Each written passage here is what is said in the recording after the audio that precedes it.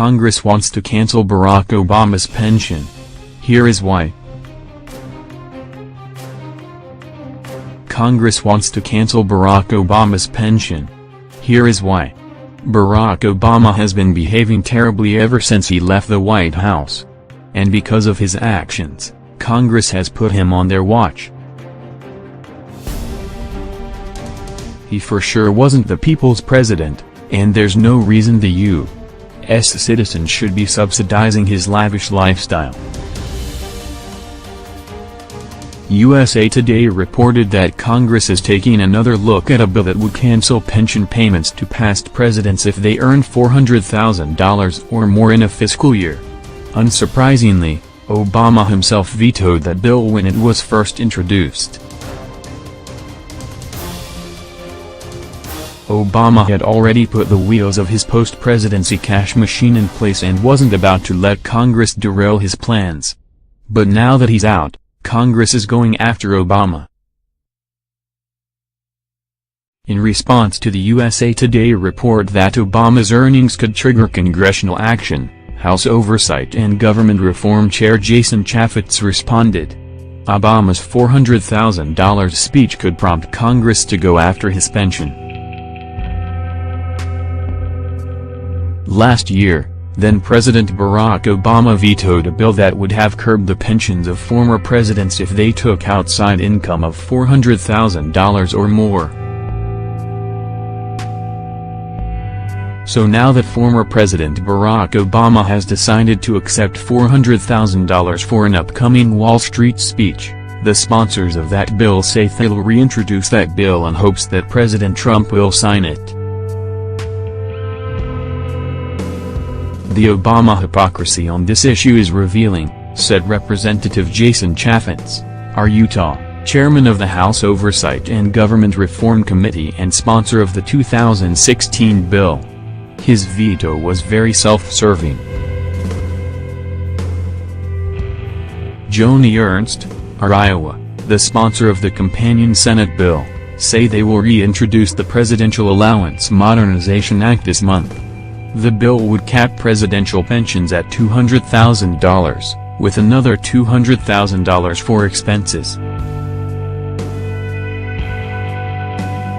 But those payments would be reduced dollar for dollar once their outside income exceeds $400,000. The issue isn't a partisan one, or at least, it wasn't last year.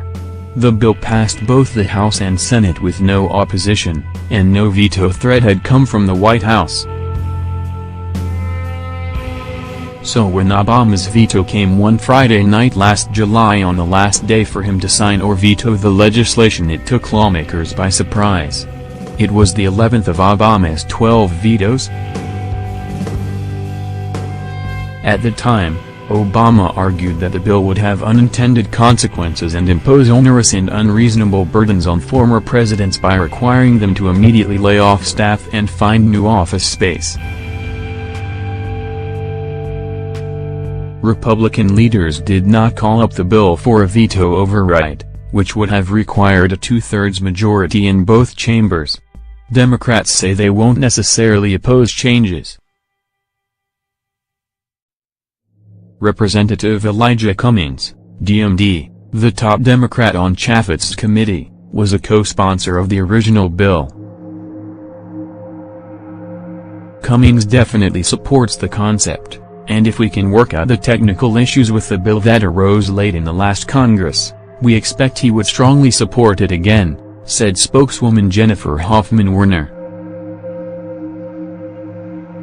Trump has not taken a position on the legislation.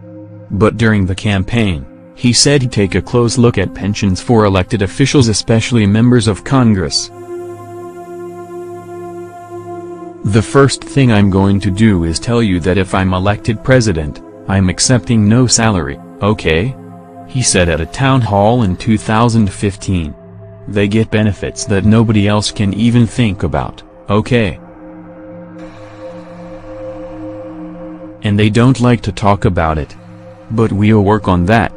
Under the Former Presidents Act, the nation's 5 living former presidents, Jimmy Carter, George H.W. Bush, Bill Clinton, George W. Bush and Obama get a pension equal to the salary of a current cabinet secretary, $207,800 in 2017. They also get $150,000 to pay staff, and suitable office space, appropriately furnished and equipped. In 2015, the entire benefit package ranged from $430,000 for Carter to $1.1 million for George W. Bush. With Obama joining the club as of January 20, the 2017 spending bill approved by the House Wednesday contained nearly $3.9 million for all the former presidents through September 30, a $588,000 annual increase. Obama spokesman Kevin Lewis said the former president had no comment on the legislation. Obama has already shown he has considerable potential to raise money in his post-presidential career. He and his wife Michelle have signed a publishing deal for 2 separate books, which the Financial Times reported was worth at least $65 million.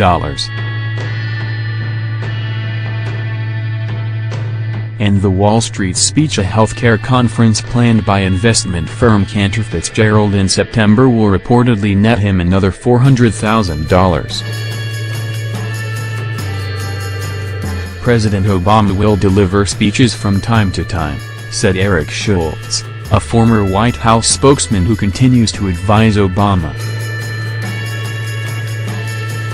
Some of those speeches will be paid, some will be unpaid. And regardless of venue or sponsor, President Obama will be true to his values, his vision, and his record. Obama has said he also plans to use his post-presidency to work on a range of issues through his presidential center in Chicago.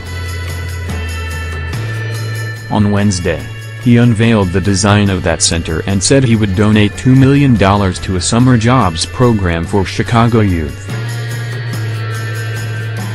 A spokesman for President George H.W. Bush said he does not oppose changes to the law, and expects that Congress will likely take some action.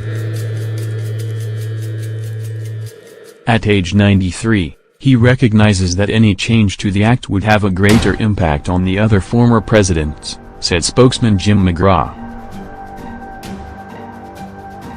For the sake of future occupants of the office, he does think some consideration should be given to the public role former presidents play, and we are told that very positive conversations addressing that and other matters have taken place.